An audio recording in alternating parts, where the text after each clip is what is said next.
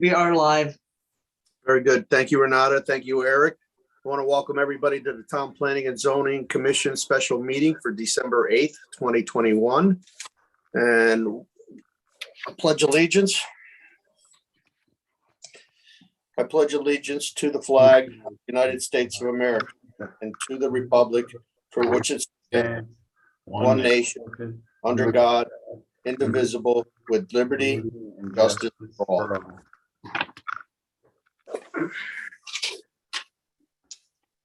Noreen, if you could do the roll call, I'd appreciate it.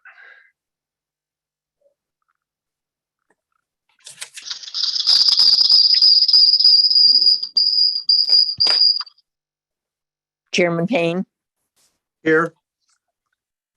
Commissioner Claffey, Here.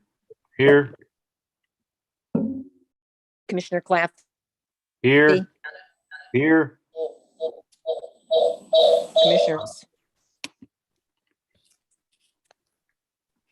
Good. Commissioner Hagerty, Here. Commissioner Havens, Here. Commissioner Linares, Here. Commissioner Woods, Here. Commissioner Braverman, Commissioner Gill. Here. All Okay, set. very good. We're going to sit Commissioner Gill for Commissioner Fox.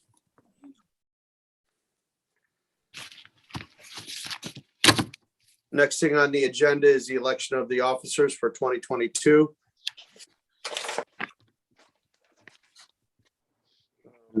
We have the chairman and the vice chairman and secretary. Do I hear nominations for chairman? I have a nomination for Commissioner Payne stay on as chairman of the TPZ. Second that. Commissioner Havens? Motion made and seconded. Are there any other nominations? Are there any other nominations for chairman? Are there any other nominations for chairman? All in favor? Aye. Aye. Opposed? It's unanimous. Thank you very much. I appreciate it. I think we've done a great job and I appreciate your support. I would like to make a recommendation that we have Commissioner Claffey remain as vice chairman and Commissioner Havens remain secretary. Could I entertain a motion for that? Mr. Chairman. Motion moved by Commissioner Woods. Do I have a second? Seconded by Commissioner Hagerty. Seconded by Commissioner Hagerty. Thank you. Are there any other nominations? Are there any other nominations? Are there any other nominations? Without objection, all in favor? Aye. Aye. Opposed? Congratulations, guys. Thank You. The next thing on the agenda is the setting of the regular meeting dates. I'll turn it over to Renata for any questions.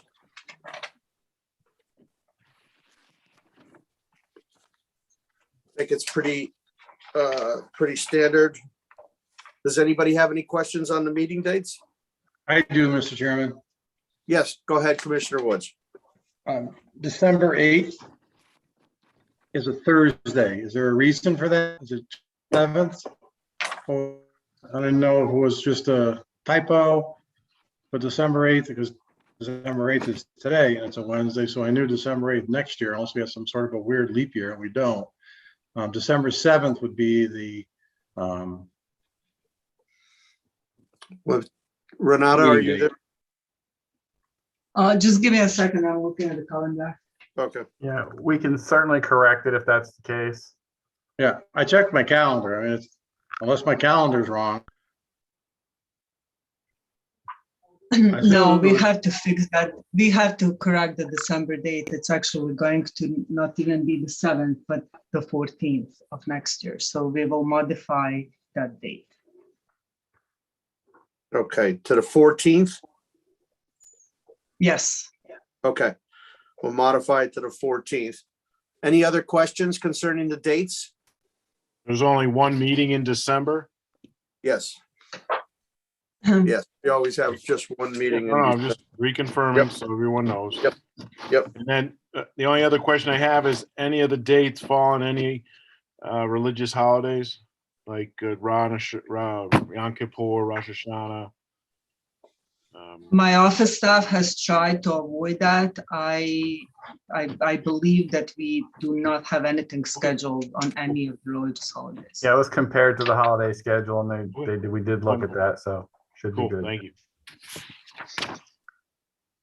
Okay. If there's no objection and everybody's in favor, could we have all in favor of the meeting setting dates for 2022? I'll make a motion that we approve the meeting dates with the exception of November 8th being changed to 14th. And thank you, Commissioner Woods, for that motion. Do I have a second? Second. Seconded Claffey. by Commissioner Claffey. All in favor? Aye. Aye.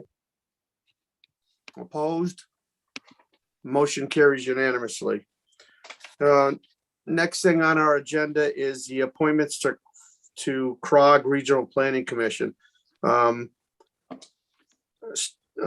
Steve, would you like to continue on that? Sure, we'll continue on that, Mr. Chairman. Okay, and then I was thinking unless there's somebody else that's interested, I was thinking about holding the last appointment in case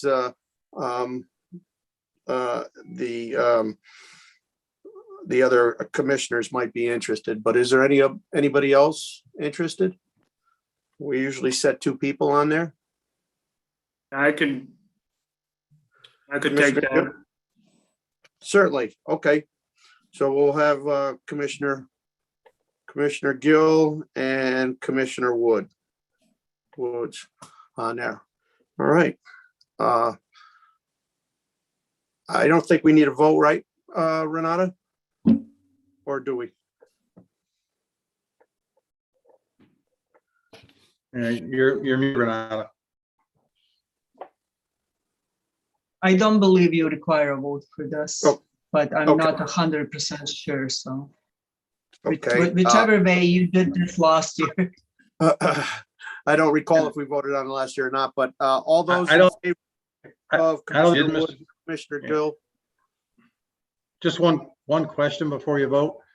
sure. I'm saying, and Commissioner Gill will be the actual representative. That's how it was with Stanley.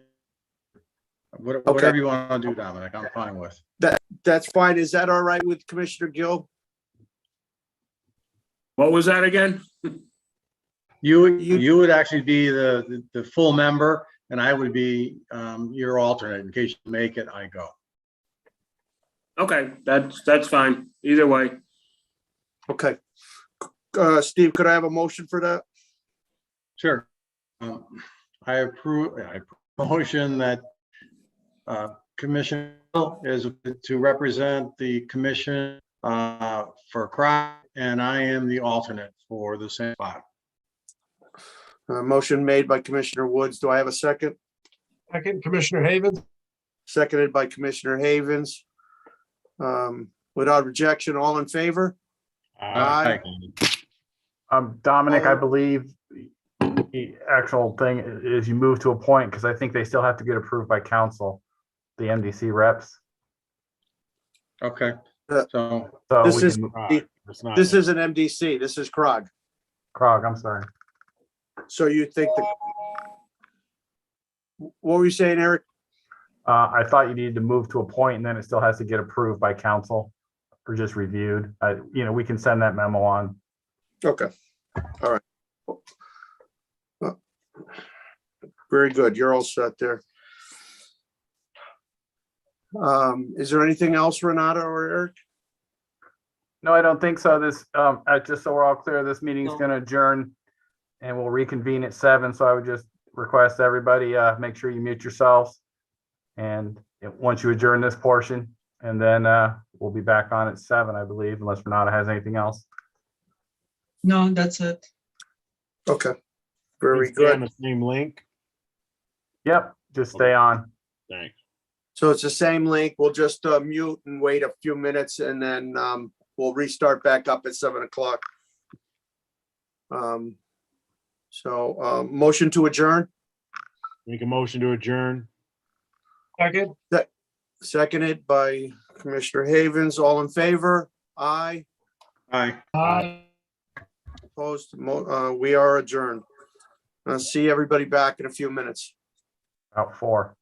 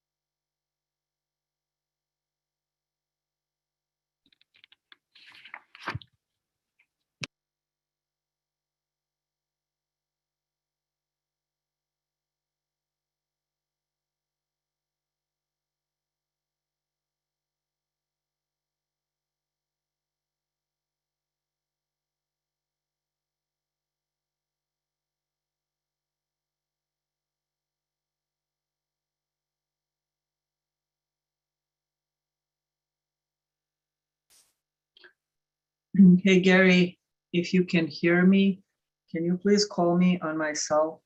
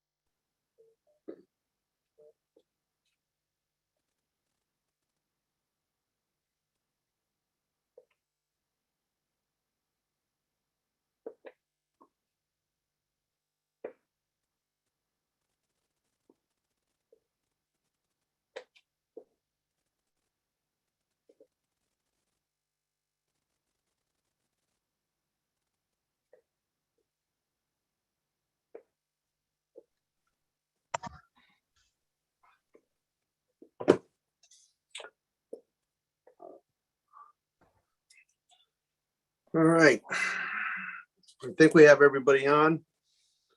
Eric?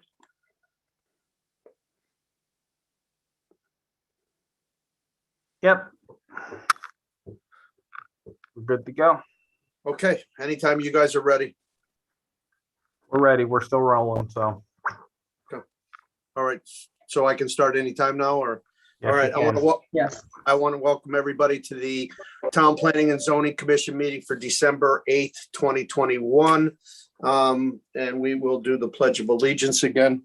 I pledge allegiance to the flag of the United States of America and to the republic for which it stands, one nation, under God, indivisible, with liberty, and justice for all.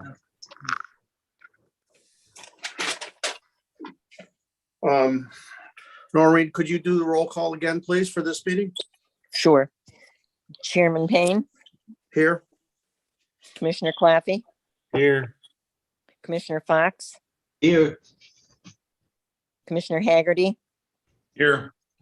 Commissioner Havens, Here. Commissioner Linares, Here. Commissioner Woods, Here, Commissioner Braverman, Commissioner Gill. Here. Very good. We won't be sitting any alternates right now. We have all the regular members here. Next thing on our agenda is the approval of the agenda. I believe everything is, there's no changes. Is that correct, Renata? No changes, Mr. Chair. Okay, thank you very much. Next thing on our agenda is public participation. If you're within the Zoom application, you could raise your hand if you would like to participate during public participation. If you're calling into Zoom meeting by telephone, dial *9 to raise your hand to be recognized. Use *6 when recognized by telephone. State your name and address for the record, please. Is there anybody from the public wishing to speak? You I can don't do see so. anyone. We'll give it a minute or so. No problem. Anybody from the public wishing to speak on items not listed on the agenda? Okay, without any objection, we'll move on to our zoning enforcement officers report. You all have the report before you. Weren't any major issues, just some waivers on the pike. A couple other small things that ended up being unfounded. And any other questions? I have a question. Go right ahead, Vice Chairman Claffey. Hey, I noticed that we have a repeat offender, and when I say repeat offender, I say probably since I've been involved with the zoning department or zoning commission. And I don't know where we take this. You go out and take care of it, then it seems hours later, Eric, it's back again. It's Galaxy Carpet. It has been the bone of the existence.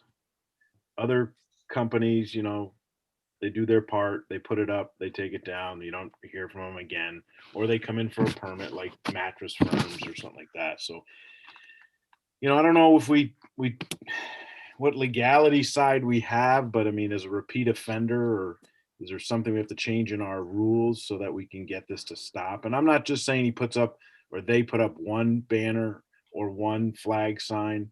I mean, today they must have had 8 or 9 different flags. I don't want to use the word flag because let me rephrase that.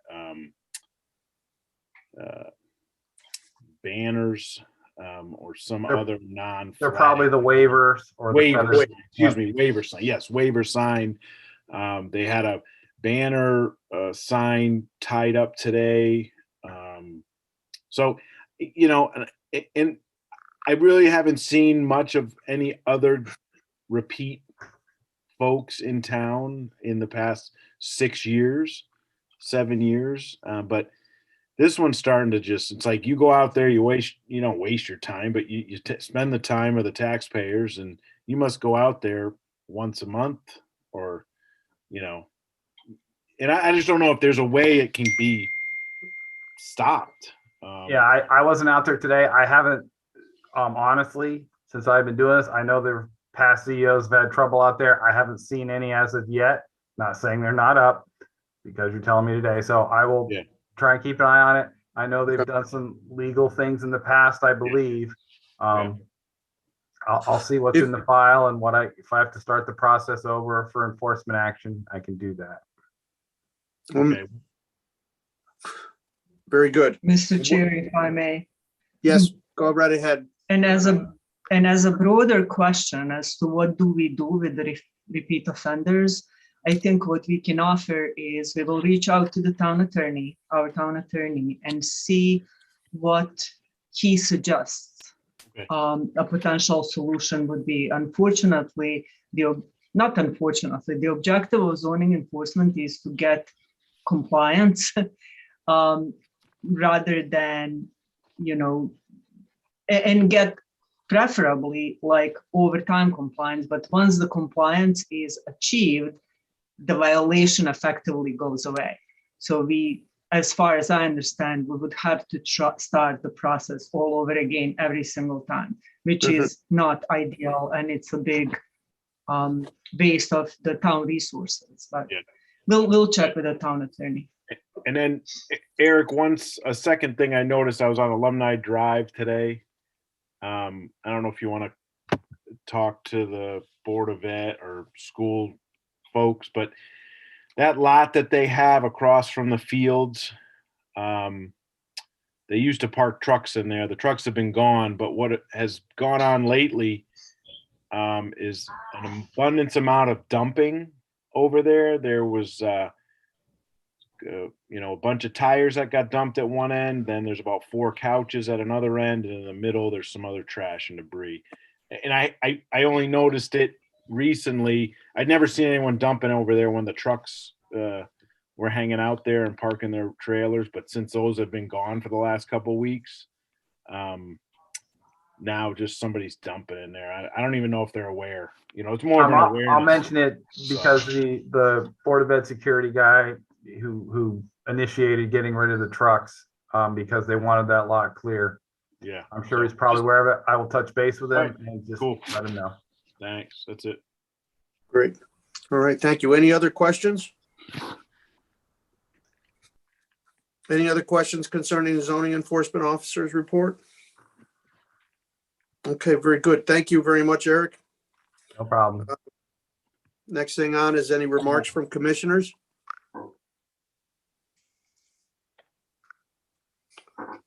Hearing none, we'll go to approval of the minutes. We have minutes for 11/22/2021. I'll entertain a motion. So moved. Motion made by Commissioner Fox. Do I have a second? Second, Commissioner Havens. Seconded by Commissioner Havens. Any corrections on the minutes? All those in favor of the minutes? Aye. Aye. Opposed? Motion carries to approve the minutes. Now, Renata, we had minutes from 11/11, I think. Correct, Mr. Chair. And those minutes, we are still reviewing and doing some corrections to. It is, I believe, just under 50 pages, and it is taking our secretary a little while to finish this, considering there were meeting in between. Draft minutes were posted as is required by statutes, and we're just redoing this, and you will get them, hopefully, well, you will get them for the approval in January. Okay, I completely understand, and just wanted to make sure that we didn't forget about them, that's all. And I knew you were on top of it. Thank you. Next thing on the agenda is new business. And it's petition 49-21. If I could have Commissioner Lenars read that petition, I'd greatly appreciate it. Absolutely. Petition 49-21, site plan modification for installation of a ground-mounted solar array at 275 Richard Street. Applicant, C-Tech Solar LLC. Owner, Hanwha Aerospace USA. Contact Michael Morrison. Very good. Thank you, Commissioner. Is the applicant here for presentation? Good evening, commissioners. My name is Jin Tao with All Points Technology, and I am here to present to the commissioners this evening for this project on behalf of C-Tech and Michael Morrison. Very good. Thank you. You can Go share right your screen, Jen. Perfect. Share screen. Yes. This screen. Share. Great. All right. Let me know if you guys can see the screen. Yes, we can. Great. Thank you again for taking the time to hear this application. Again, my name is Jin. This is an application for a site plan modification permit for a proposed solar array system to be located on the property at 275 Richard Street.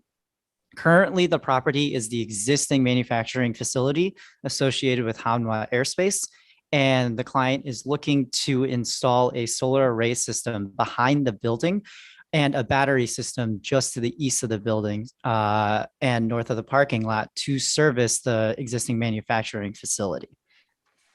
The existing parcel is about 15 acres, and it is currently zoned in the PD district, which is the Plan Development District.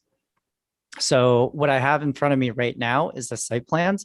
And I'm sure you guys have seen it before, so I won't go too fast, but I'll go through some of the major points. The proposed site is going to be installed, as you can see here, just south of the existing building, which is kind of straddling between the existing access road to the back parking lot. All of the panels are going to be installed on existing disturbance, which in its current state is just lawn grassed area.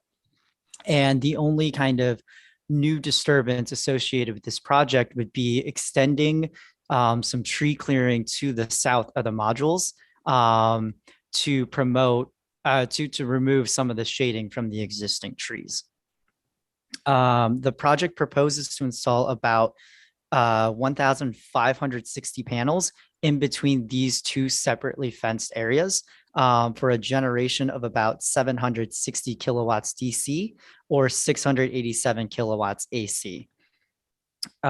This power will be routed through an electrical trench connecting the two arrays that will span between kind of the across the existing drive to the back parking and up to the building and then onto the roof to minimize additional ground disturbance, and then ultimately end up in this proposed new battery storage facility area to the east of the building. And then from there, this power will ultimately connect into the building itself and serve as power for the building and the manufacturing facility.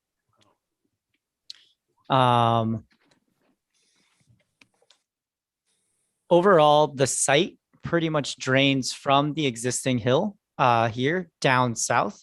And the existing facility and development actually has two stormwater basins, one located here on the west side and one located here on the east side. It is anticipated that the installation of the new solar array panels will have minimal effect to the existing drainage of the site and generate little to no increase in stormwater itself. During construction, the plan is to install perimeter controls, especially where the limits of tree clearing will be. And per comments received from both the town engineer and the assistant town planner and zoning enforcement officer, additional perimeter controls just to make sure that the existing access road does not experience any major erosion throughout construction. It is noted that for the array installation and the racking, we don't expect to generate that much ground disturbance as the existing site is stable in its current condition. So we don't expect much erosion or sediment to be generated from the installation of this project.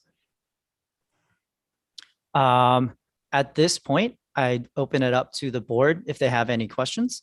I will mention that in the comments that we received from both the town engineer and the assistant town planner zoning enforcement officer, I responded with kind of a memo back just to let Eric know that the comments have been received and we actually have sent out a survey team to gather additional information at the request of some of the comments, just to make sure that we can update the plans to reflect the changes to their concerns. Very good. Thank you very much. We'll go to questions for the commissioners. Any commissioners have any questions?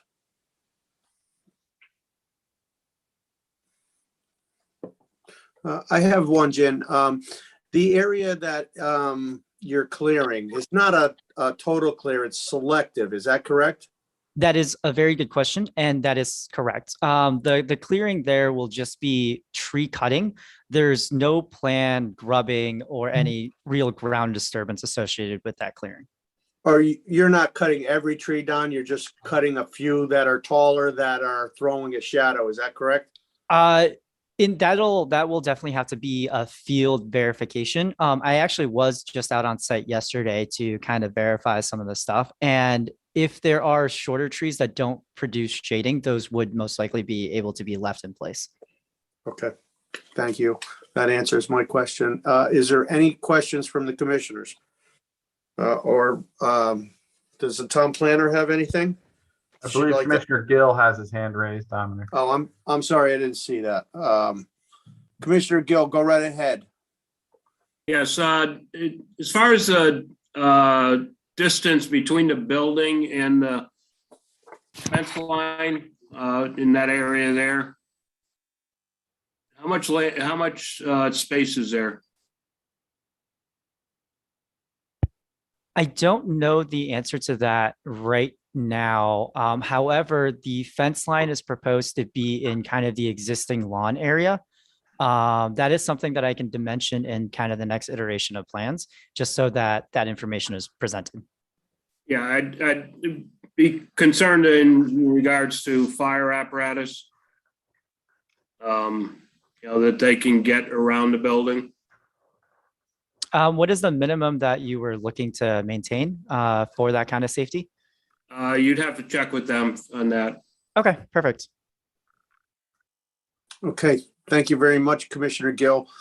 Commissioner Woods, do you have a question? I do. Thank you, Mr. Chairman. It's really more to the staff.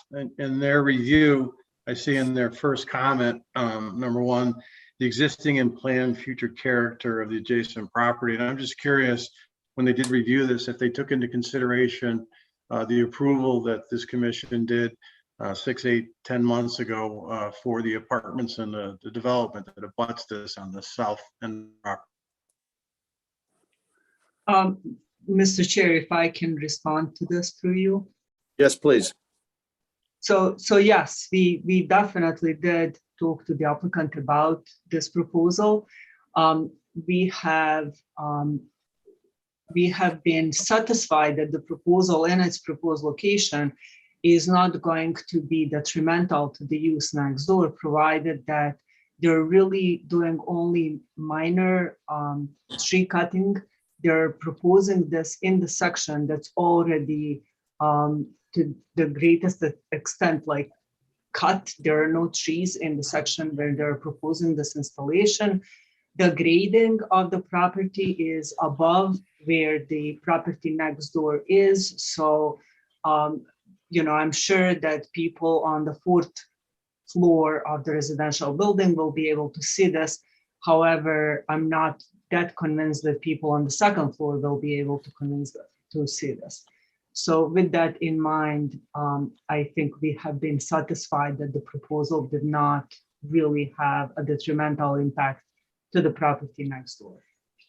Okay, thank you. And then I would agree that, it's set back far from the property line. I believe it's 260 feet, but I just wanted to make sure that it was discussed in the staff review, and I'm satisfied then. Thank you. Thank you very much, Commissioner Woods.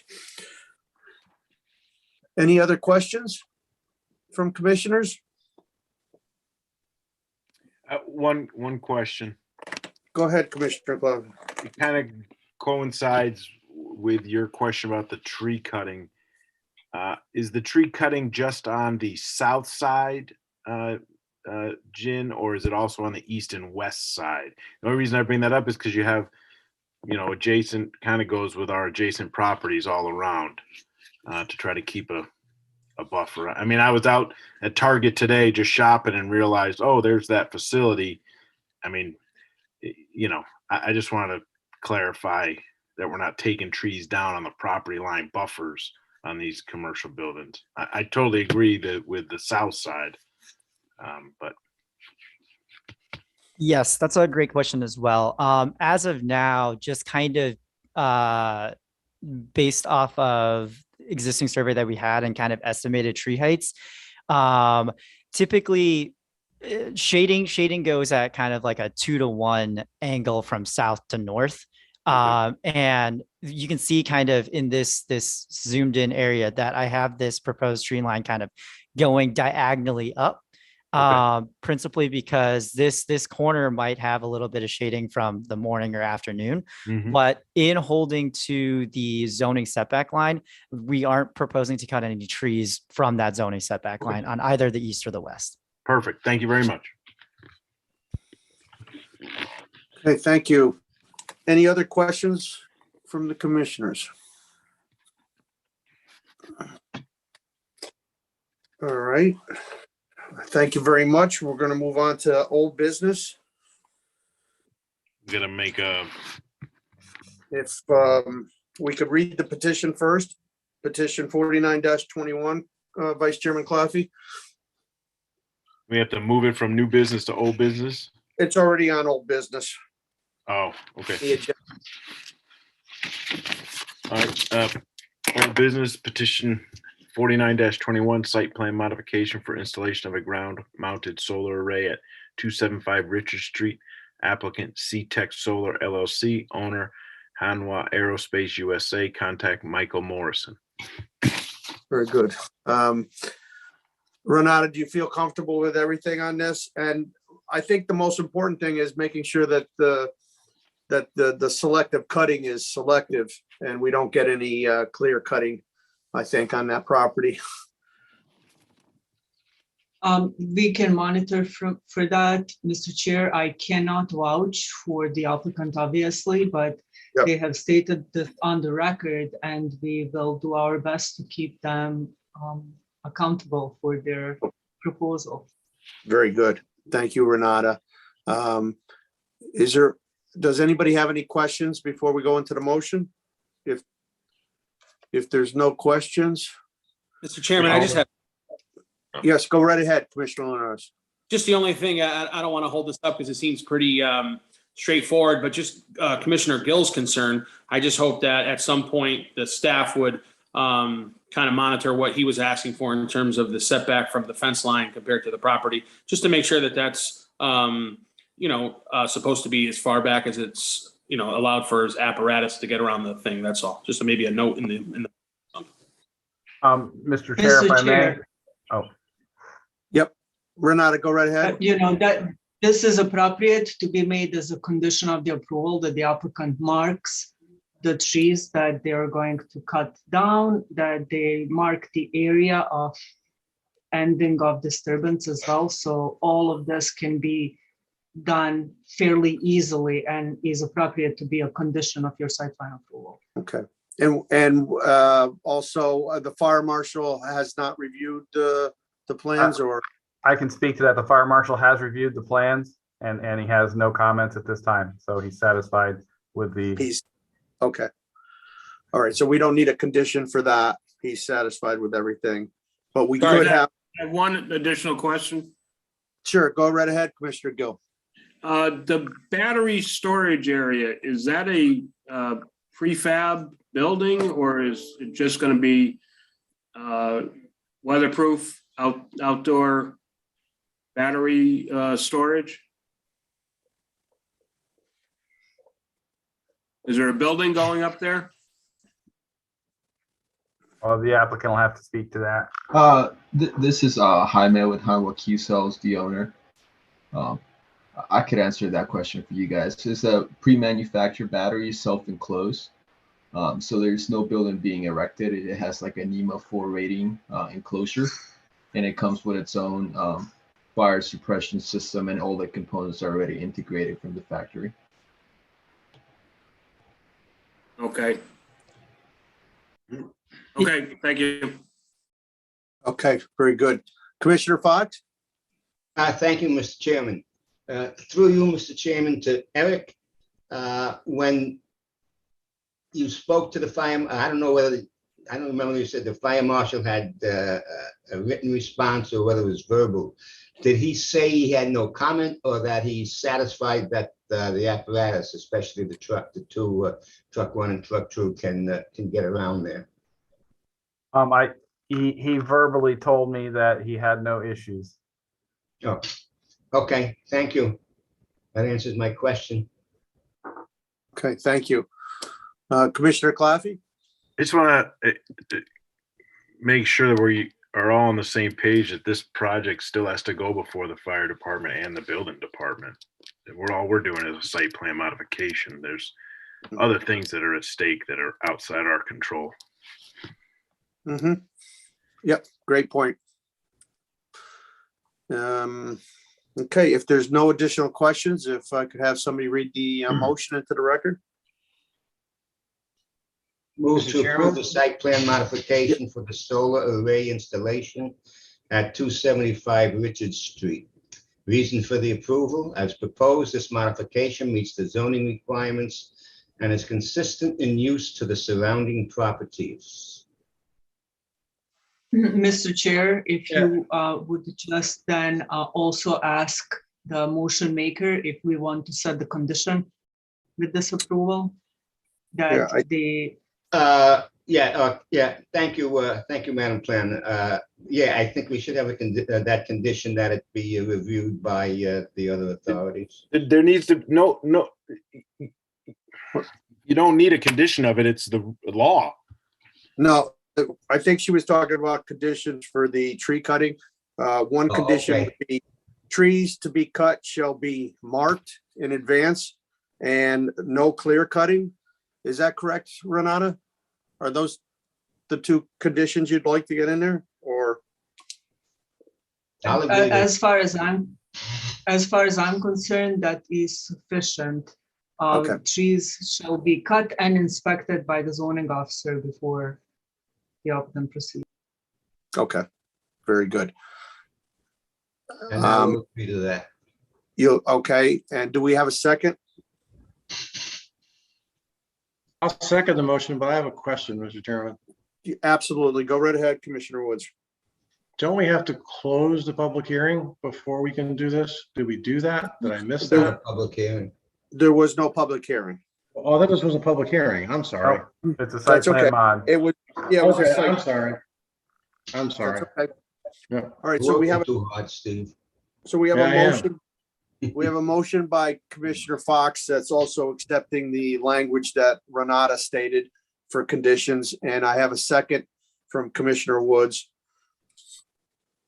Is everyone in favor of this application? Aye. Aye. Aye.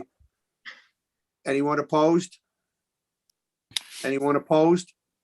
Motion carries unanimously. Okay. Well, that's all for old business. The next thing is petitions for public scheduling. I'll ask Renata if she has anything that she'd like to discuss on that. Yes, Mr. Chair. So what you see on your agenda as petitions for scheduling for next public hearing is accurate. However, between the date of issuing this packet and today, we have received 2 more additional applications that will require public hearings. So I will tell you now which those are, and you can schedule those as well. So we also received an application to allow apartments in a business building. This is a special permit application for 566 New Britain Avenue. If you recall, last year when I first started, this was one of the first zoning regulation amendments that I came to you with to allow this kind of conversion under special permit. So finally, that property owner is coming with this proposal. In addition to that, the applicant that recently represented the project on Culver Street has applied for a zoning regulation amendment to delete that condition that applies to residential development in PD zone. So that application has been received in our office and we sent it to CROG for referral as is required. Since there is a lot of interest from that neighborhood, we also posted all of the actually text amendments online, including this one, as well as another point that I would like to make tonight for those that are in the room watching this, or that will watch after, is that when the text zoning regulation text amendment on those kind of applications, we cannot notify neighbors. So the letters will not be mailed out. because PD, this applies to entire zoning district. It's a large area and it would include pretty much the entire town. So what will happen is there is this notice that I'm doing now. There will be an advertisement in the newspapers, and that's what gets as far as advertising goes when we are talking about zoning regulation amendments. This is the same case with any regulation amendments, but I know that this area is sensitive and people have a lot of interest in it. So that's all under this item on the agenda. Okay, very good, Renata. Thank you. Next thing, is there any questions for Renata from anyone? I had a question. If you go back a screen on 52-21, is there somewhere we can refresh our memory as commissioners on or correct me if I'm wrong, but did you not present, Renata, language changes, or we have not gotten that far yet?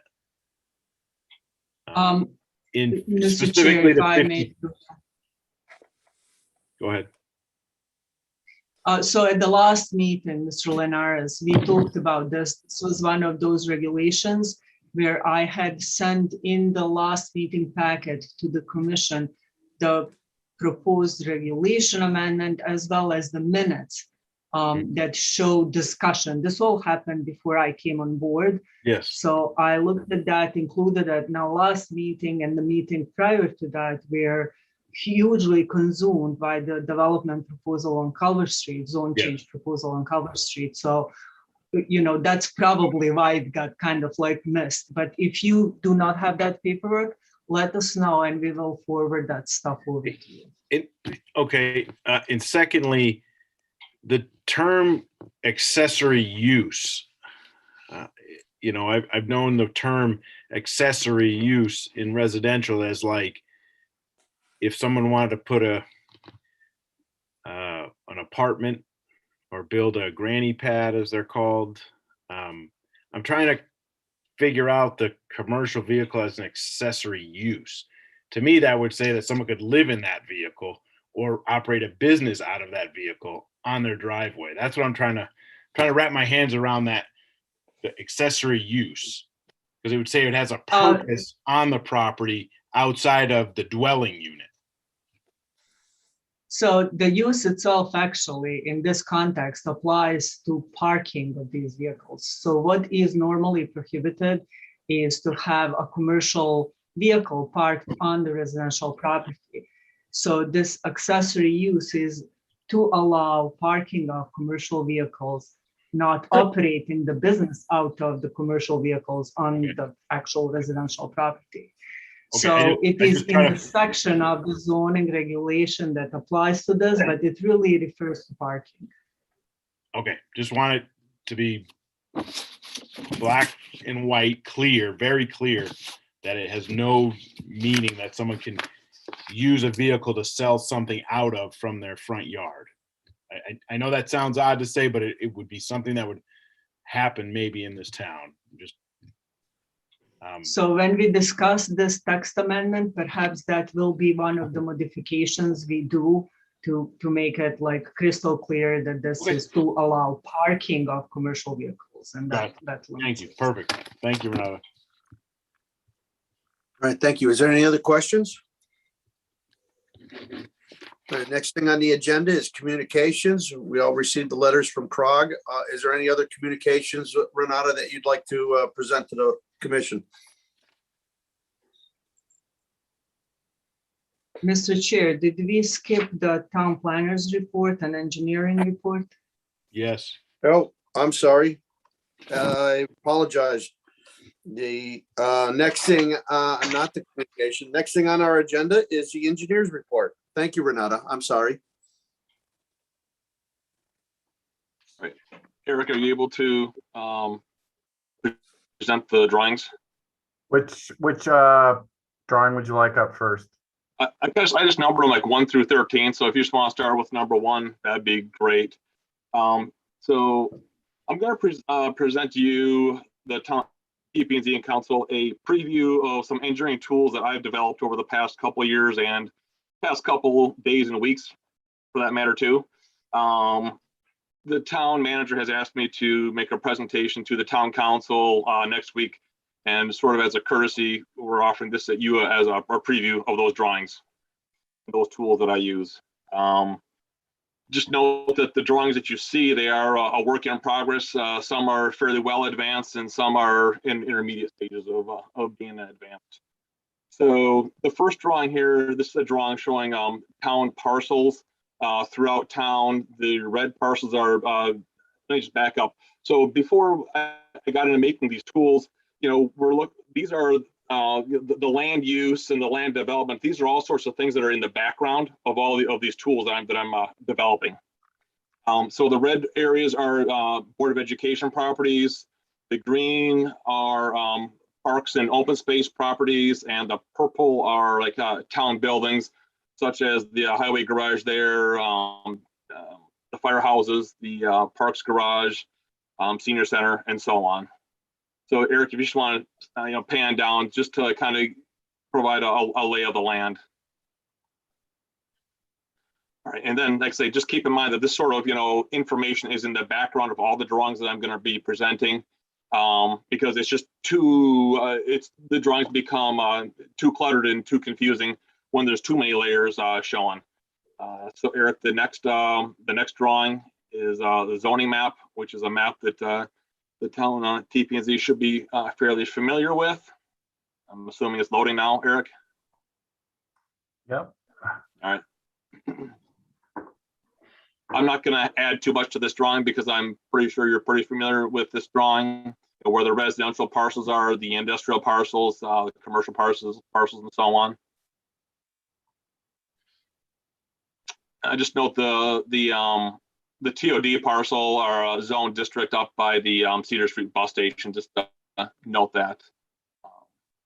We do have that in an overlay layer, but it's not shown here for some reason. Anyhow, you can go on to the next drawing, Eric.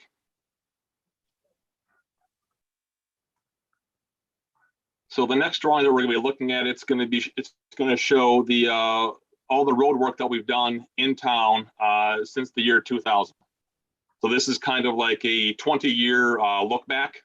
So each color and the different shapes of the symbols, whether they be circles, triangles, stars, and so on, are different, are represented different here. So it's a pretty thorough look back over the past 20 years. In an ideal world, if we were to be able to resurface our roads and reconstruct our roads on a 20-year cycle, you would see every road in town would have some sort of hatch or a color code to it, and that is not the case.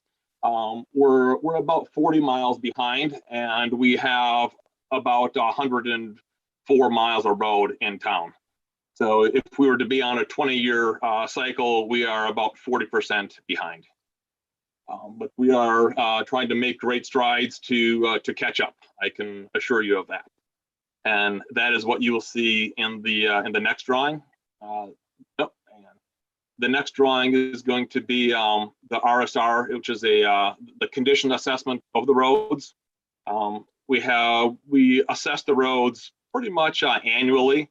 That's based on, we use software to do that. We also use input from town councilors, residents, myself, the town manager, the highway supervisor, the PD, other folks that they're driving around town, and they say, hey, this road's in bad shape, or this road has, we've noticed an anomaly here, so that somebody will give me a call, shoot me an email, and then those roads get noted and they get moved up on the list and so on. So this is a color coded. The green roads are the roads in better condition. You do see a lot of roads in the greens and the light green type colors. The roads in red are the roads that are in worse condition. Fortunately, we don't have too many of those roads, but when we go on to the next drawing, you can go to the next drawing, Eric, you will see it's the CIP plan for the next 5 years, and the majority, or I can virtually say virtually all the roads that are in the red and orange colors are going to be in this 5-year plan. So this is showing the 5-year plan. And each different color and symbol is symbolizes a different year. It's very, in this plan, we are hitting about 6 miles of road every year is what we're able to do. If you take a look back over the past 20 years, we were only able to address about 3 miles of road per year. And in fact, going further back, like into the early 2000s, the town only addressed about 1 mile of road per town, 1 mile of road per year, which is how we got to the situation that we're currently see on the roads as you drive around. But this plan's a extensive plan. Can you zoom in on the legend? So down at the bottom. Yeah, please. So, Nope, sorry, hold on. so the first year on this plan is the current year that we're in. So it's the 2021 to 2022 fiscal year cycle. We were able, there is 6 miles of road in that plan. 3 miles were resurfaced in the fall due to the COVID virus hitting the contractor. We halted the plan and we delayed finishing the remaining 3 miles until the spring. We didn't want to have a situation where we had roads that were milled over the winter and we weren't able to get those roads paved.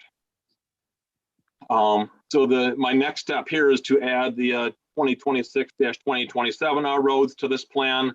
And with these, with the work that we've done here, that should be fairly straightforward to do. Again, the basic plan is that we hit the roads in the worst condition. And the traffic volume also comes into play on these roads too. I mean, some of the more major roads do get a higher level of assessment, and they do get moved up as we can, or as money is available. All right, you can move on to the next drawing, Eric. 10 minutes, I'll be done. So the next drawing is like the 25-year plan. This is the roads that we've done since the year 2020 through the CIP year 2026. And as you can see here, it's a fairly complete plan here. Virtually all the roads in town have been resurfaced, but not all of them. We've got a few more years to go before we get all the roads in town. We're sort of like on, I'd say, like maybe 27, 28 year cycle at this point. We're trying to get to a point that we're on a 20-year cycle for resurfacing our roads. Some of the roads that are in this 5-year plan, sadly to say, I mean, some of them haven't been resurfaced in 30 years or even closer to 40 years. Some of the roads they haven't been resurfaced since the developer put the roads in, but they are scheduled to be resurfaced. Moving on, should I pause for questions at this point regarding the roads? Sure, we can do that, Gary. Is there any questions from commissioners? I have a question. What your terminology is for resurface? Is that just mill the first layer and replace it? I mean, I live on Wells Drive and it's in the brown, and I've noticed like on both the edges of the street all around Wells Drive North, it's all cracked on the edges. It's like, and all that happens is all the dirt and debris just wears away. There's like no curbs or gutters or anything. Is there any plan for the town to put asphalt curbs in to protect the edges of the road from all the runoff and wear and tear when a delivery truck or someone, tears up someone's grass, or, it seems like all the edges, a foot in from the edges all the way around the whole street is just cracked and crumbling. I know nothing about roads, so that's why I'm asking the question as a resident, since I have you on a Zoom call here. So no problem. Fair question. We do talk about curbs frequently in our public works group. The fact is that it really comes to money. It's about $6 a foot to replace the curbs. In some places, there are no curbs, like you mentioned in your neighborhood. Putting curbs in can change the drainage, characteristics of the neighborhood. So we'd want to be careful or cognizant of that if we were to put curbs in where there are no curbs. But we more frequently talk about this in terms of, where there are curbs. Okay. And, we just simply don't have the money to replace those curbs. It would look great if we could go through and replace as a part of paving that we replace the curbs too. Maybe we're able to do that, in the next 20-year cycle. But right now we really put the money where it really matters. We think into the surface of the roads and protecting the base that we have in the roads. Again, we're talking our approach for preserving pavement is really mill and overlaying, as you had mentioned. We're very fortunate, I think, for a lot of our residential roads is that the traffic volumes are fairly low, and that really helps our pavements last longer, versus some of the more heavily traveled roads. I know before my time, the town had resurfaced reconstructed parts of Maple Hill Avenue. And I think, Eric, you might be able to cue in a couple other roads that were resurfaced before my time, not resurfaced, but reconstructed. Typically in the past where there was curbing on roads that they redid, if the curbing was in decent shape, they kind of left it and didn't replace it. And sometimes they replaced, bad sections. Lewis Street was one they did. They put all new curbs on, I believe, along Lewis Street about 15 years ago. But they kind of, like you said, it's a lot of it's based on funding, and they have just look at it on a case-by-case basis. So let me ask. Really, from a sorry, go ahead. No, I guess with that you've answered, but how do then we deal with, as a town, the infrastructure underneath the roads that haven't been? I haven't seen a lot of infrastructure underneath our roads be repaired. The only one of recent time is on Cedar, the whole length of Cedar from like Willard to Maple Hill. But I've driven around and I don't think I've seen any type utilities be replaced, or are they just replaced when they break and then our road gets cut up over that? Like, is there any interaction between the big utility companies that have never come in and surface their manholes or fix their manholes or check their manholes? Yeah, no, I can easily speak to that, Anthony. We reach out to the MDC and CNG and Eversource routinely, annually, on an annual basis. We do a really extensive communication with those companies, so they know the roads that we're going to be resurfacing in the next 5 years, and they can put their efforts on those roads so they don't have to come in and rip up a brand new road. We've been fairly successful with doing that, I think. Obviously, we're not going to hit everyone, but I think we've made some great headway. Same thing with CNG. Once they know where our roads are that we're going to be working on, they go out and hit those neighborhoods for folks that want to do conversions. And if they want to put a main in the street so they can sell gas to neighbors, to residents of neighborhoods that do not have gas service at this time. And when it comes down to water main breaks and gas breaks and stuff like that, it's just kind of it's kind of a fluke of nature. I know it's hard to predict that stuff, but I do know the MDC, they do go around and they inspect their pipes. So they do know the conditions of their pipes, and they do try to get ahead of the curve and replace those pipes and connections and service lines prior to the town doing work on those streets. Similarly, too, on the town side, we are getting more and more into inspecting our pipes with a closed circuit television system. We hire a contractor to do that currently. In the future, I'd love to have that equipment for ourselves so that we could inspect the hundreds or so miles of roadways that we have in town too, and inspect our systems so we can replace those pipes that are in poor or failing conditions or at the end of their useful life. And you will see that in another drawing that I have coming up. Very good. Is there any other questions? Gary, I have a couple questions. I've noticed that some of the roads that have been milled and repaved after about 4 years, there's some expansion and contraction, and you can see some cracks. Are we going to be a little bit more aggressive possibly with the preventative maintenance with crack filling? Do you find that that's a need for that or not? Oh yeah, no, joint sealing and crack filling like that. That's just we need to be doing more of that. Like you mentioned, Dominic, that's Yep. just that's the cheapest way to extend the useful life of our roads. Hands down, it's not even debatable. Okay. Yeah. So Yeah, well, yes. I mean, you can easily extend the road life quite a Yes. few years by staying on top of that. So Yeah, I'm glad, yes. glad you're. Let me get into the practical reality of that though, Dominic, is yes, we should be doing more of it. How we budget for this stuff, we budget the road maintenance is all lumped together into one category. And we lump the roads, we budget out the roads, and then sort of whatever we have left over, we put that carryover into the joint sealing category.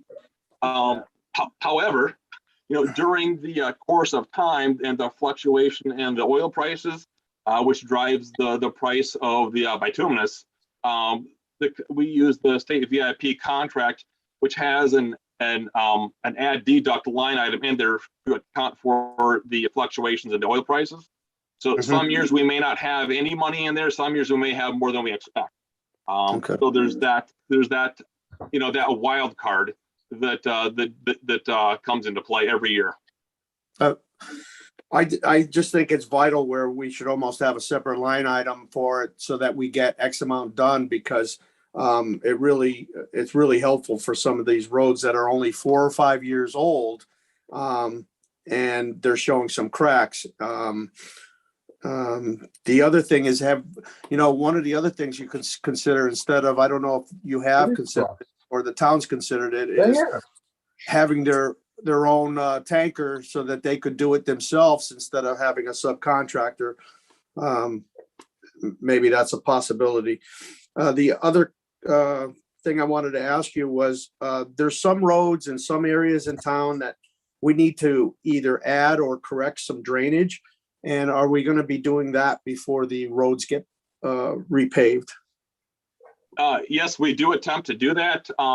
You want to shoot me an email tomorrow with those roads that you have particularly in mind? We'll certainly take a second look at those roads if we haven't already. I don't know of any off the top of my head. I was just asking if we are addressing. We do address.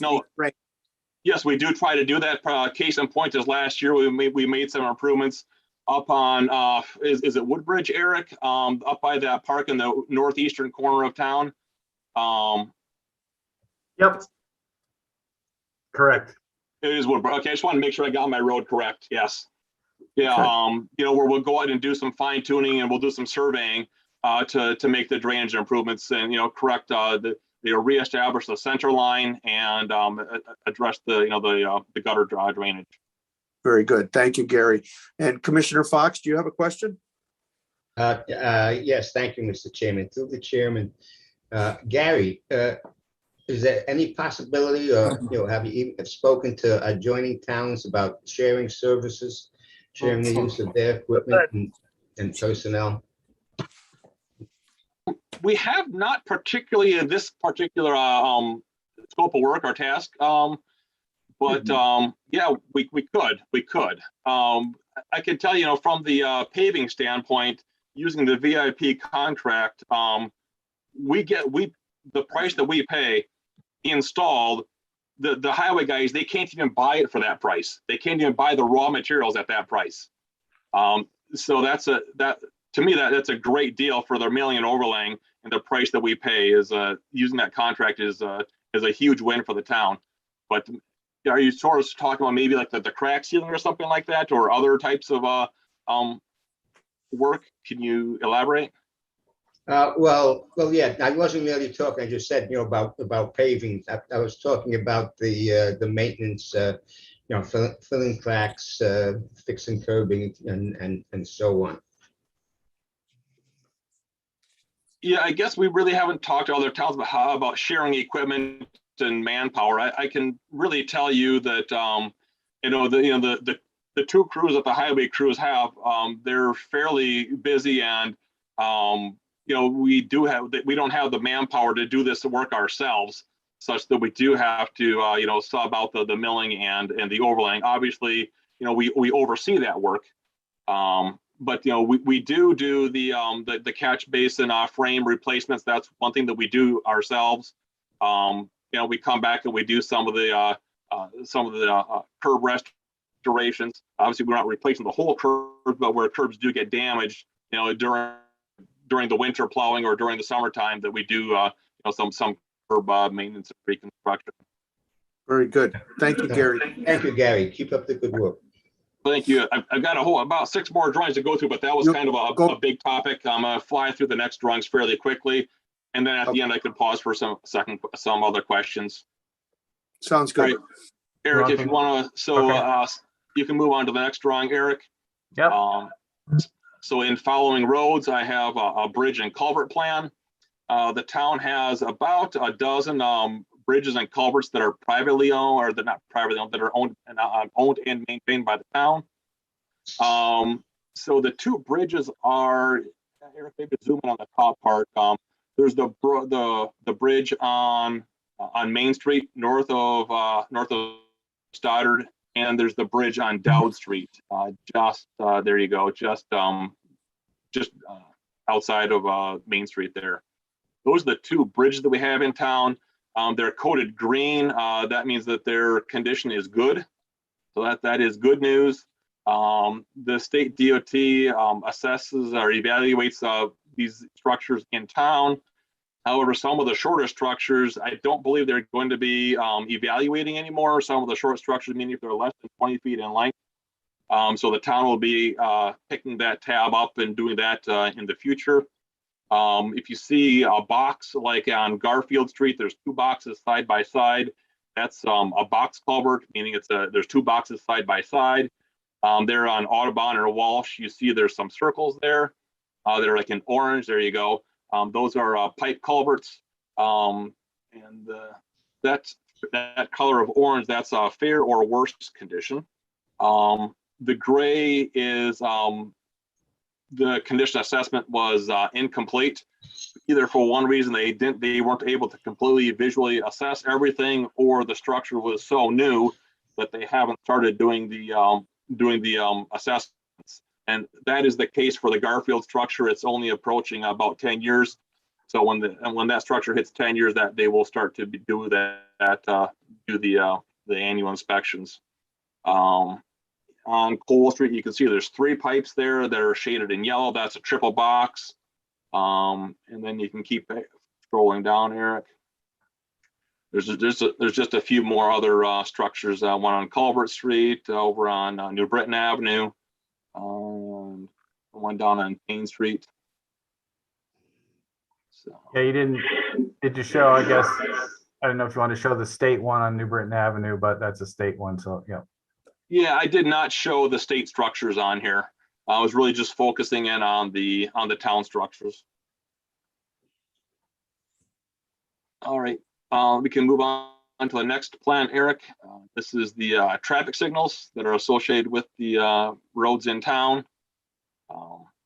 We're fairly fortunate that we have an extensive network of state roads in town, and along with those state roads, the state maintains and operates a series of traffic signals in town. There's about 40 some of those traffic signals. The red roads are state roads that you'll see there. Obviously Cedar Street, Willard, Main Street, New Britain Avenue, and so on. Obviously the Berlin Turnpike too. So the ones that are, say, just go to Maple Hill and Robbins, Eric, where the letter A is up there. So the letters are state town-owned signals, and the numbers are state-owned signals, and those correlate to the signals that the intersection number that the DOT uses. So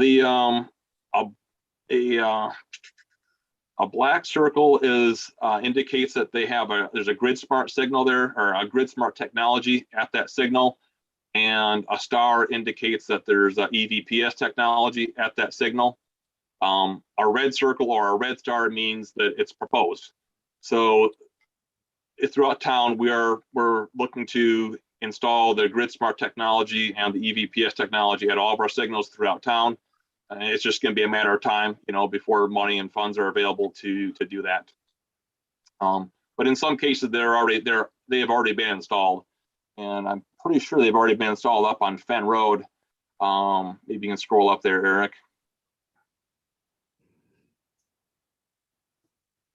And a little further north, where in the town portion. And I thought J, I, and I thought those should be. Again, these are a work in progress, but I'm pretty sure that we already have those technologies out there such that they're not proposed, that they should be black instead of red there. Anyhow, it's just some of the details that I'm going to be working out between now and the time I make the presentation to the town council. But I'm sure you get the idea. Next, let's move on to the next plan, and that's a bike route plan. So the green symbols are existing bike routes. So the dark green on the left-hand side there is the Connecticut Fast Track multi-use trail. And then the light green on West Hartford Avenue. Oh, there you go. West Hartford Avenue is an existing bike lanes that we just installed a few months back. And that ties into the bike lanes on Main Street in West Hartford. The Central Connecticut Health District bike route that they have identified. Me personally, I wouldn't recommend probably biking on that part of Main Street there, as it's pretty narrow. But anyhow, that's been identified. It's a published bike trail. The orange lines are proposed bike lanes and bike routes in town. There we got a corridor down Connecticut Avenue, Alumni Road, Maple Hill Avenue, Robbins Avenue. And then the dashed lines are Sharrows along Audubon, Willard, and Garfield Street. So we're just trying to establish a system and connect it to existing bike lanes, in the region, and tie that to, the downtown area and other parks and open spaces that people would likely bike to. All right, the next plan is I'm going to get into sidewalks. So not the last two, just the next two plans. I got some sidewalks to talk about, but the underlying drawing that you would see that I'm not able to show with the sidewalk plan is this is just a pedestrian influence map, as I call it. On the left-hand side, you're going to see the purple hatching for the TOD district. The salmon-colored boxes are Board of Education properties. The blue right there, Eric, that's federal properties for the VA whospital. Green are again parks and open spaces. So these are we've got other hatches in here too for where apartments are and that sort of thing. The purple lines are bus routes. Again, people would likely walk to those places on those bus routes, to catch a bus or to get off a bus in your neighborhood. And we got different symbols, for the parks and for actual town structures. That brown line, that's a town trail, through some open space.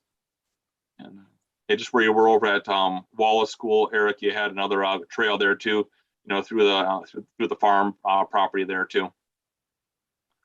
All right, let's move on to the next plan. This is the existing sidewalk plan. We're going to be looking at existing sidewalks throughout town. We've got about a little more than 50 miles of existing sidewalk in town.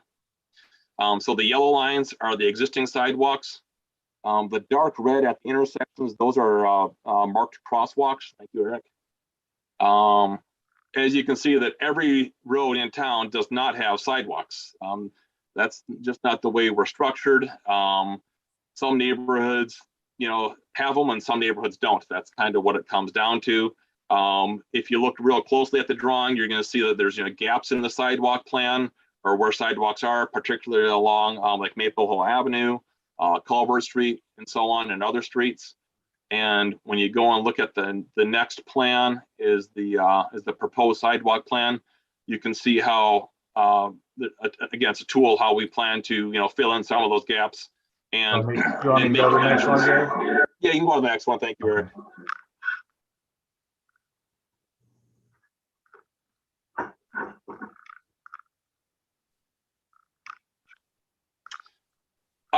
Yeah, this is a work in progress. So this one does not show the yellow. When I do present it to town council, it will show the yellow. So you can see how proposed sidewalks are proposed to connect with existing sidewalks and fill gaps. So the red lines are what I call, scroll down to the legend if you would, Eric. I just want to get the terminology correct here, what I use for red, blue, and green. I put my glasses on here. Red is the high priority sidewalk. Blue would be like a medium priority, and green would be a low priority. So in this, where you're looking right here, to go to Main Street, Eric, there's the sidewalk gap on Main Street right by the right by the transfer station. To me, that's a high priority sidewalk. Connecting a sidewalk gap. A little further down, Eric. Yep. And some of these drawings are big drawings. Some of them are 10, 20, even 30 megabytes. So that's why there's the delay. Just pick your arrow and go over to Maple Hill Avenue. Again, the red lines you see there, that's just part of trying to fill in the sidewalk gaps over there. Up along Garfield Street, I'd love to have sidewalks, connecting, from Audubon down to Willard Avenue. What else? Where else do I have some of them? Anyhow, but so the red lines are high priority sidewalks there, again, along Cedar Street, along Dowd Street. There you go, Eric. Yeah, there's no sidewalk along on the western half of Dowd Street, which is the major street, right next to high school. It's well within the walking distance of the high school. I've got a note on here for the walking distance radiuses from each of the schools. I'd love to have more sidewalks. You're providing sidewalk access and safer access to the schools, obviously. And then the blue ones are medium priority sidewalks. So again, right there where Eric's circling, there's a gap in the sidewalk there up at what was that, Eric? Cedar something? Crestview. Crestview. There you go. Thank you. Yeah. Just there's no sidewalks in the center of town there. Along Wilson Street or Audubon Street. Just connecting, just providing some more sidewalk connectivity, through town. And then the green sidewalks are low priority sidewalks. I guess the bottom line, there's about 15 miles of proposed sidewalk here. That's a multi-million-dollar price tag. My opinion is you sort of got to have a plan if you're going to get anywhere. So here's a plan. That's right. It's not etched in stone at all. I'm open to discussion and dialogue in the future to talk about where we might want to plan sidewalk or things throughout town. And finally, the last drawing, Eric, if you can flip ahead, is the drainage plan.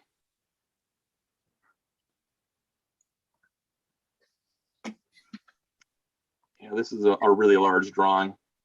So each of the underlying hatches there in the upper left area is like it's like an orange or a brownish type color. That's the Piper Brook watershed. The yellow area in the eastern part of town there is the Mill Brook watershed. And you can scroll down, Eric. The pink that you see there in the center part of town there is the Schoolhouse Brook watershed. The blue on the far left-hand side is Webster Brook watershed. Scroll down a little bit more. Thank you, Eric. And the yellow that you see there in the middle is Rockhole Brook watershed. So the blue lines are water courses. The blue, larger blue areas are ponds or detention basins throughout town. So these are the water resources that we have in town. Eric, I'm going to ask you to scroll up to the top if you could, please. So one major watershed or water resource that we have in town is the yellow area up in the top there. That is the Piper Brook and Mill Brook flood control systems. The yellow is the existing flood control system. When you go further down the Mill Brook, Eric, you can see two small yellow areas that are discontinuous from that major portion up on the top. And those are just some discontinuous areas that are part of that flood control system that was built I forget exactly when it was built, but it was back in like the 1960s or 70s, possibly as late as the 70s, but probably more likely the 60s. During this past year, I did every October or so, we do an annual inspection with the NCRS and DEP, and they shared some information with us that they are interested in expanding that the flood control system further beyond the limits where they're showing right now, and that is the green areas. So Eric, if you want to go up to that part of Piper Brook there, yes, just so essentially extending that system down to Francis Street, and then the Millbrook system, filling in the gaps in the system and extending that further down to Cedar Street and possibly down to Millbrook. It's not real clear exactly where those limits would be. That would be a state or federal project, would be my understanding. I would certainly expect that they would do coordination with the town. As a part of doing that, right now, some gray areas between who's supposed to maintain the system. There's a lot of incomplete paperwork and legal work back from the 60s when this was all proposed and constructed. And the system takes a lot of money to maintain. Bottom line, and the town we do cut the grass in these areas, but there's much more that the NCRs would like us to do. But there's just not, there's a gap in the funding to do that at this time. We have done inspections in the pipes, 3 large areas throughout town. And the one you're looking at right here is the Gilbert and Fisk Street area. There's the green hatch. Yes, thank you, Eric. So we've inspected several pipes in that area and doing a drainage study in that area. You're gonna scroll down, Eric, please. The Badger Park area, Badger Field, and Timber Lane area, we've inspected again about 1,000 feet of pipe in that neighborhood, and are doing a drainage study at this time. And the other locations, we inspected about 2 miles of pipe along the Maple Hill and Robbins corridor. As a result of that inspection, we're going to be replacing about 1,000 feet of pipe in that corridor as a part of that road resurfacing project.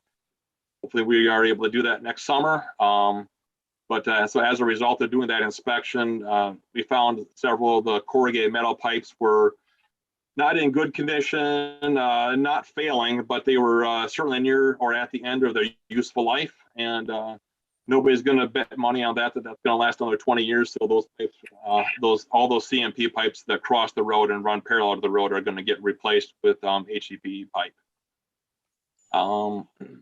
You can scroll down a little bit further, Eric, where that the N18 and N19 areas are identified. Those are some rehabilitation areas that the MDC has identified to reduce their I&I water flow into their pipes, again, to reduce the amount of water that they have to treat at their sewage treatment systems, which get overwhelmed. So that's pretty much it. In a summary, what we got going on, we are a busy group, needless to say, but more than happy to answer some questions. Very good. Thank you very much, Gary. Any commissioners have any questions for Gary?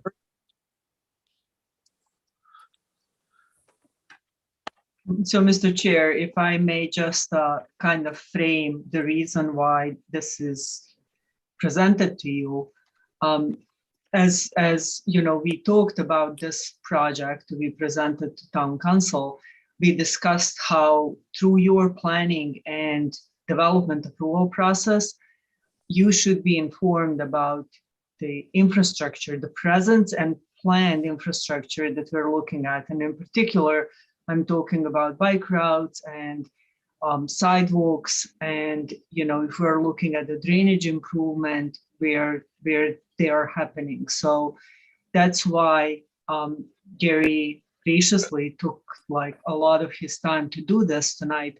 The maps do not read very well. And I'm wondering if it would be possible, Gary, to distribute these maps to the commission once they're finalized before your presentation to council. in a form that's readable, where they can look and zoom into the areas. And, this looking at the screen, at least on my end, was kind of illegible. I'm assuming a lot of people are looking on the commission are looking at this on their phones, like it's impossible to see this stuff. So if the commission wants, and if we can do it. So I'm asking, I guess, the commission, if you guys would like to have some of these maps shared, and then Gary, if we can do it so that it's more visible for the commissioners. That would be, I think, very helpful for everybody. If it's possible for Gary to do that, I think it could be very helpful for the commissioners to look at it in more clarity, in case we have any suggestions or recommendations or anything like that. Yeah, sure. They're certainly very easy to provide in, in a digital format. In a print format, I can, these are large drawings, as you can see on the drawing. The page. Now, these are 24 by 36, 36 by 48 size drawings, just to to view the town in a reasonable format.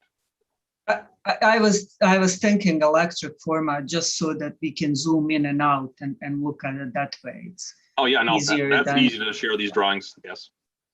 Very good. Thank you very much, Gary. I appreciate your presentation. Very helpful.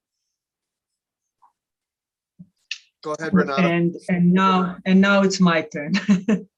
So I went to the CCM conference last week. One of the interesting things at the conference that I think could be of an interest to you as a commission is that there is a proposal pending in front of the CCM's executive board for the tax reform review. And I think some of the components of that review are to eliminate the personal property taxes and then to substitute that money to pay that tax portion through probably pensions and some of these like state things. So it's pending at the executive board. We'll see what comes off it. If the idea, I believe, the way I understand it behind this would be to help businesses with the personal property tax relief. So we can stimulate, businesses in the state. The other matter of interest is, as you know, starting next year, you as commissioners will be required to attend 4 hours of formal training with regards to the land use process. The OPM is currently reviewing, I think, proposal for what is to be in this education. One of the things that, well, this is not formal yet, but one of the things that I just know that will happen will be to be trained through the Land Use Academy, because they're the one agency now sponsored by the OPM to provide a land use training. As I had told you at the last meeting, I have scheduled with the Land Use Academy a training for all of our commissioners and members of councils that wish to attend for January 27th. As of right now, that meeting is supposed to be in person. We will see how this COVID thing pans out, because it really is giving me a headache with, getting better, getting worse. So we'll see what's going to happen. But that training is on, and preferably it will be in person, because I think it's going to be more effective that way. I also wanted to give you, it's end of the year, and we have approved a lot of projects this year. So I kind of figured I'd give you a little bit of an update as to where are we at with, developments that we approved recently. So 333 Berlin Turnpike, they are expecting to have shovel in the ground in spring of 2022. They did communicate with me that they are going to do some site plan modifications. What they had indicated to me as far as those modifications, each one of them are small enough to be reviewed as an administrative. However, combined, I thought there were a lot of them. So I'm waiting to get from them a list and a map with modifications, and then we will decide whether to bring this to the commission.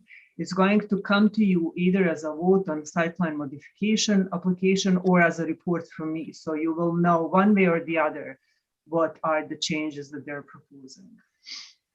690 Cedar Street is going through the process with the state. They're doing their due diligence with the state, with the deep review and some other stuff, probably with OSTA. They have submitted to us for a final sign off. And we are currently reviewing that. Our staff is to respond with last comments by the 10th, which is 2 days from today. The Dakota project is starting the phase 1 of their project. They will be starting building 2 buildings. So the third building is the one that's closest to the Cedar Street. That's the one that's slated for phase 2. But the other 2 and the clubhouse, they have actually submitted an application for building permit, and we have not issued it as of just yet. They're waiting for them to pay a building permit fee, but it's ready for sign off. The property, industrial property on Fenn Road, we have issued that CO that was discussed with the commission, whether the commission granted the sidewalk waiver, did not grant the sidewalk waiver. After analysis, we realized it was given and the CO was signed to them. 187 Costello, the CO is pending building permit, building sign off. So we have signed off on it for a CO, and we're just waiting probably for some minor things on the building end to be completed. 203 Costello, we're waiting on them to submit to us Mylars for chairman to sign. But they're also looking as they're gearing to start in spring.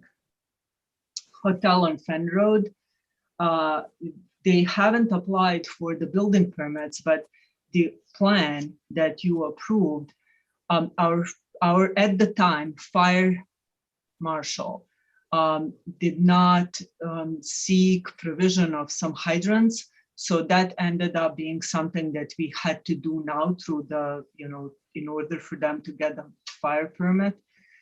So they had provided those fire hydrants, satisfied as far as I know, our fire marshal, new fire marshal's concerns, and we're just waiting for them to submit an application for building permit. The gas station on 4 Hartford Avenue on the intersection of Hartford and Stoddard and Main, that gas station is ready to go. I think they have broke ground as of now. Both of the car wash sites are under construction. The one on the Berlin Turnpike is obviously further along than the one on Fenn Road. It was approved much prior to. At 3067 Old Models Building, there will be a new plasma center. It's some kind of blood collection drawing place. They had applied and gotten a building permit, which was very costly. I think based on what they're doing inside of that building, that was like $19,000 in building permit fees that we collected for that property.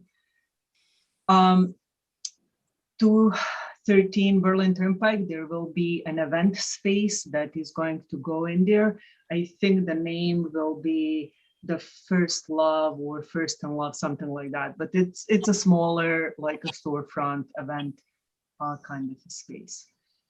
249 Day Street. So this is a property that's on intersection of Day Street and Francis Avenue that is used for a parking for a property across the street that's owned by Gannon Electrical, somebody.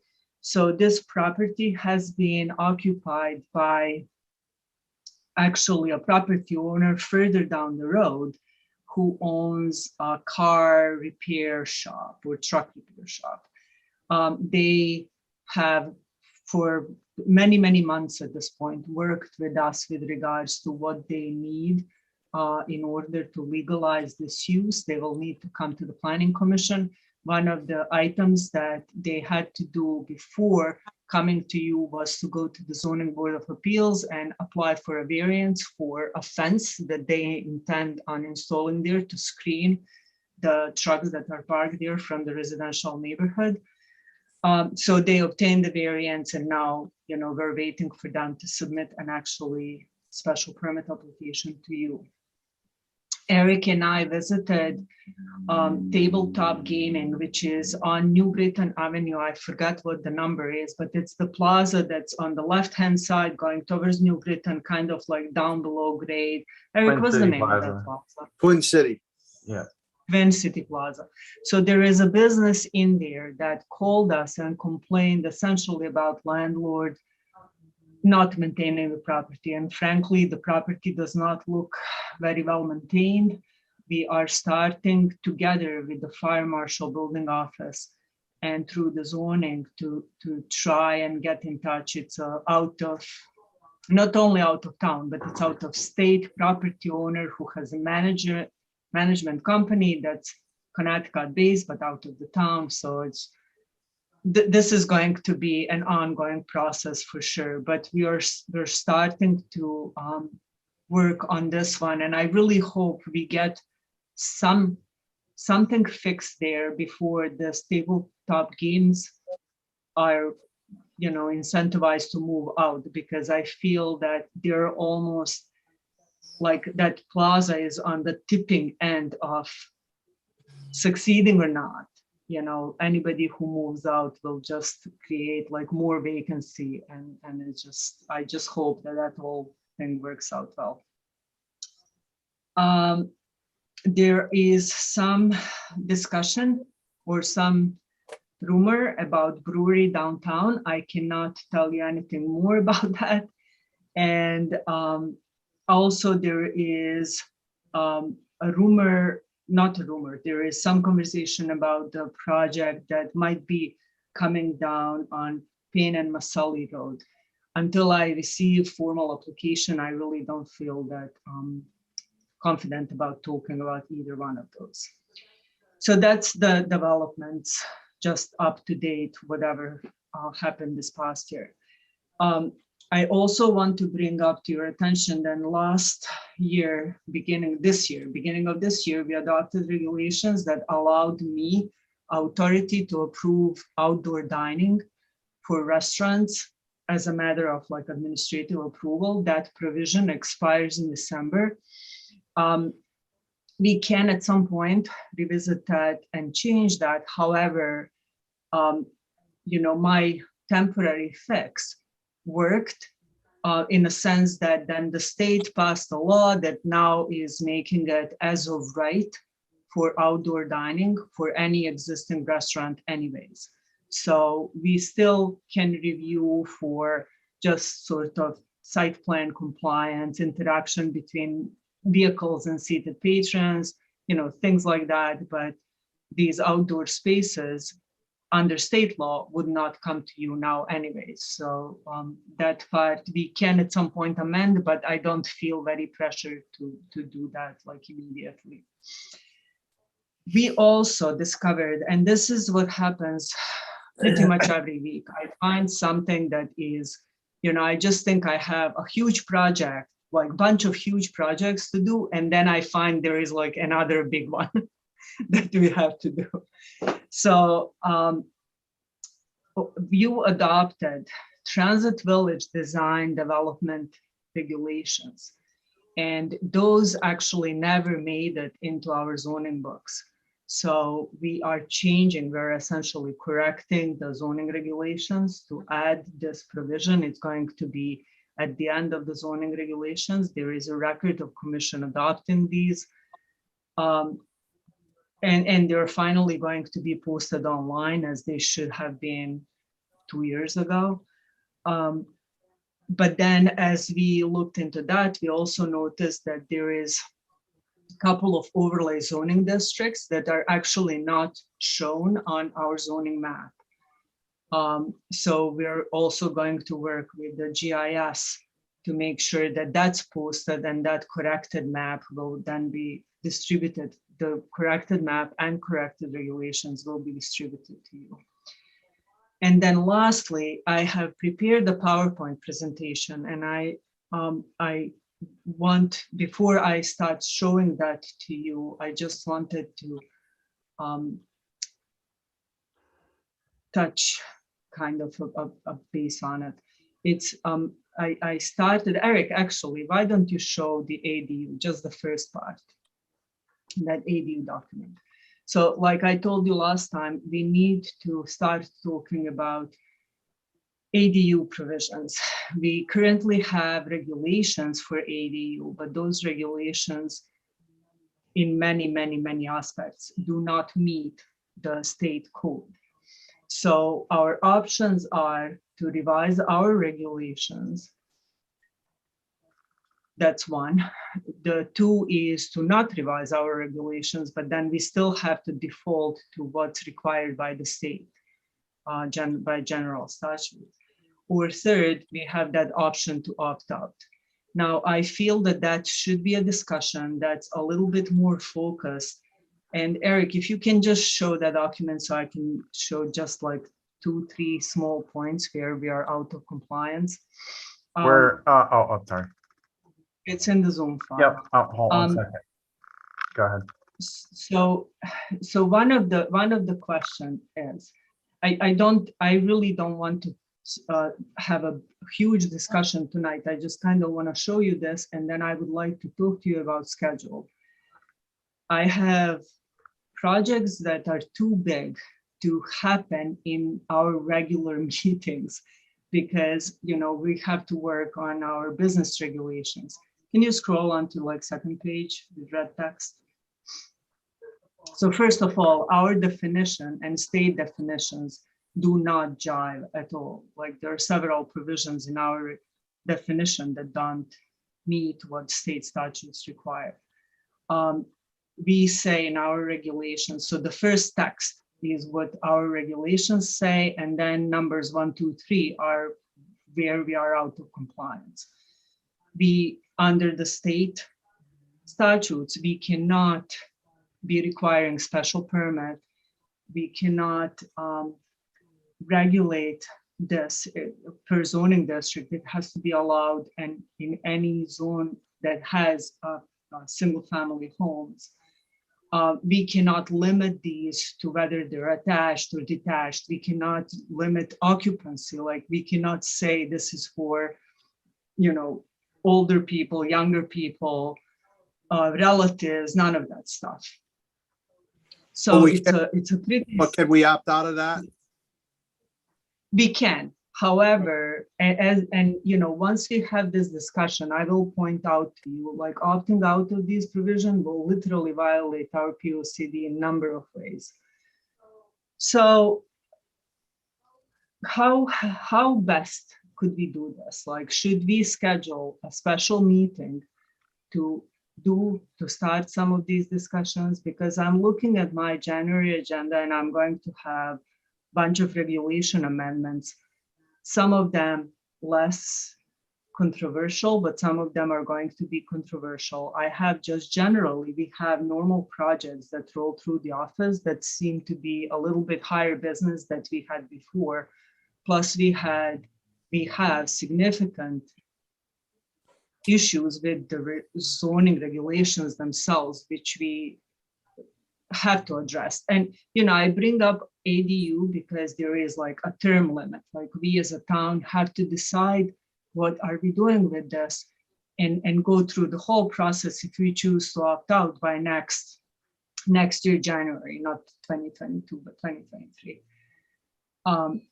And these other elements perhaps are not as pressing as far as the deadlines, but still, if our regulations are out of compliance or out of common sense, we have a problem, right? So how should we do this? Do we schedule like a special meeting at some point in December or January to start talking about ADUs? Do you want to wait a little longer, see how the agendas are playing out January, February? You tell me. How would you like to do this? What's the time limit, Renata, do we have to go over this? Well, for ADU, the whole opting out process has to happen by end of next year. But the opting out process requires, us looking at what our regulations are, what's in our POCD, holding a public hearing and on the commission end, and then provided that after public hearing, you vote, and I believe it's like a majority, super majority vote, so 2/3. Provided you act to push this, then it goes to council, and council has to go through the same process. So to me, this is something that in itself will probably take like 6 months if we are talking about opting out. If we decide not to opt out, then that's another thing, then that's like easier. Then I fix my regulations and we move on. But in case we do decide that we want to opt out, I just want to have enough time to finish the process within the guidelines, that within the time frame that we need to do that by. Renata, can you opt out of just one item at a time, or do you have to opt out of all of it? Or can you, if we agree to, let's say 80% of this, but we want to opt out of one item or two items, is that possible? So no. So you opt out of the ADU provision, out of state statutes. And then after that opt-out process, you as a commission can adopt the regulations that are different than the regulations that you currently have as to how to regulate. So let's say you decide you like everything, but you want to have this set up as it has to be attached, right? Just only attached units. You won't allow detached units. You would opt out of the whole provision and then enact your regulations that essentially say, we will not regulate occupancy, we will not regulate this, that, or the other thing, but we will only allow this as an attached. Okay. So you can't opt out of specific things that we are out of compliance, but you can, in a roundabout way, come to where you want to be. You would just need to opt out. This could be 1 or 2 meetings just to go over this entire thing. Is that correct? I believe so. And once you have a public hearing, it might even be more than that. Yeah. No, I meant just to go over it for us, and then to have the public hearing, it'll be even longer. Questions from the commissioners on any of this? How's it, should we leave it up to you, Renata, on setting the schedule, since you know what's coming in on the agenda, and as we have time, do we set a period of time each meeting to discuss it over the next? We can do that. We can do it that way. I mean, I'm just worried about the lengthness of my agendas as they are coming out, and I don't know that the best discussion to do on this is at 11 o'clock at night. Okay. So, my recommendation would be either think about scheduling a special meeting, like let's meet half an hour before the normal planning commission meeting, or we do something where we wait and see, perhaps in January, my anticipations are not met as far as the volume of business that I see coming down. And then we can have it on a normal meeting. Okay. Commissioners, do you have any comments on the procedures Renata wants to take forward? I don't have a problem if we wanted to start a little earlier. We wanted to start a half an hour earlier for a special meeting. Yeah, and I don't have a problem if you want to wait to see if the January meeting is going to be as busy as you anticipate or not. And even if we wanted to make 2 or 3 meetings a half an hour earlier to go over this, I don't have a problem with that. I'll open it up to the commissioners to see if they have any concerns or problems with meeting a half an hour earlier. I'll open it up. Anybody have any comments? No objection? I'll take that as no objection, Renata. So we'll leave it up to you. Mr. Fox has his hand Oh, raised. I'm sorry. Commissioner Fox, go right ahead. Thank you, Anonymous. I was just gonna say, I would have no objection to spending a half an hour, even if it's a 6:30 this meeting. Thank you. Thank you, Commissioner Fox. Okay, Renata, if you want to, do you have anything else? That's it. Okay. Not on the report. Okay. All right. And there's, I believe the next thing on the agenda would be public participation. If there's anybody from the public. Communications, Mr. Chair, communications. Okay, I thought we talked about community. Do you have anything under communications, Renata? Go right ahead. No, so everybody received the CROG letters today at 6:23 p.m. I received from town manager a press release that is given to us by the DOT, by the Department of Transportation. There will be some pavement preservation. I haven't had a chance to actually check with anybody what that actually meant, but they're indicating that there will be a work done on Route 175 between mile markers 3 and 6, wherever that is. And this construction is anticipated to start in spring on 2022. So just so you guys know, rolling down the street, there will be some work on 175, very likely near Fenn Road area and that part of the Cedar Street. Okay. Thank you, Renata. All right, now I will go to public participation. If there's anybody from the public would like to speak on items that aren't on the agenda, if you're within the Zoom application, raise your hand if you'd like to participate during public participation. If calling in the Zoom meeting by telephone, excuse me, dial *9 to raise your hand to be recognized. Use *6 to recognize to speak by telephone, and please state your name and address for the record. I believe Rose Lyons is on. Hi, Rose. Hi, it's Rose Lyons, 46 Elton Drive. I just wanted to publicly thank Renata and Eva Groskowski for their prompt response to some questions I had a couple of weeks ago. It was very refreshing to send out an email and get a response within 24 hours, and I thank them for their efforts in providing me with the answers to my questions. I found it very informative tonight listening to the town engineers update on a few things, especially one that's near and dear to my heart, and that's the South Branch of the Park River Flood Control System. I have been following that since 1998.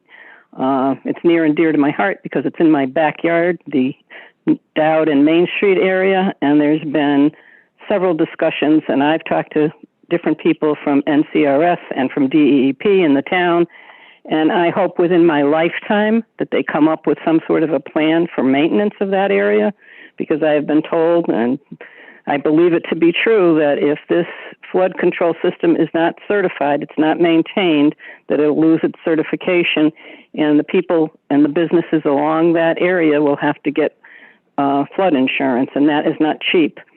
So I'm glad to hear that there's ongoing discussions, and I had heard about the extension of the system itself, and I hope that there's some federal monies available to take care of the project. And as I said too, with the town planners update was very informative. I appreciate you putting the information out there for the public.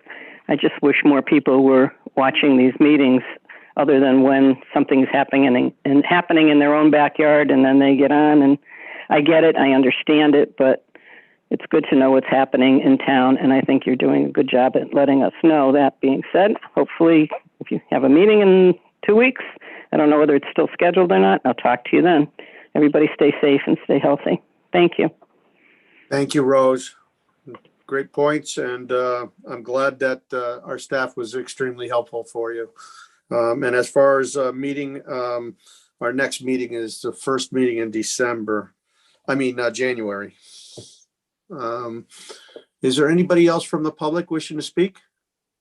I don't see anyone at this time, Chairman. Okay.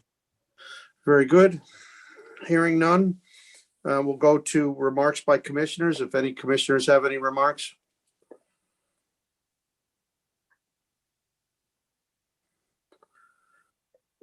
Hearing none, I'll go to closing remarks. I just want to thank everybody for your support, and I want to thank the staff for everything that they've been doing. I think as a whole, the commission has been doing an excellent job, and so thank you. I want to thank everybody.